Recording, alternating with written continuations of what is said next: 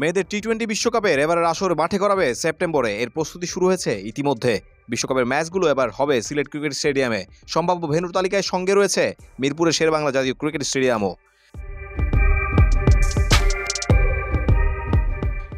10 দলের ওই বিশ্বকাপের প্রস্তুতি দেখতে ঢাকায় এসছে আইসিসির প্রতিনিধি দল। মিরপুর শেরেবাংলা জাতীয় ক্রিকেট স্টেডিয়ামের পর সিলেট আন্তর্জাতিক ক্রিকেট স্টেডিয়ামও সুযোগ সুবিধা ঘুরে দেখবেন তারা। বাংলাদেশে আসা 5 সদস্যের প্রতিনিধি দলের সদস্য হলেন নারী বিশ্বকাপের event operation manager Gurjit Singh, pitch পরামর্শক অ্যান্ডি অ্যাটকিনসন, কমার্শিয়াল ও স্পন্সরশিপ বিভাগের লায়লা স্টেইন, হসপিটালিটি বিভাগের এলানা হোয়াইট ও নিরাপত্তা বিশেষজ্ঞ ডেভিড মুস্কার।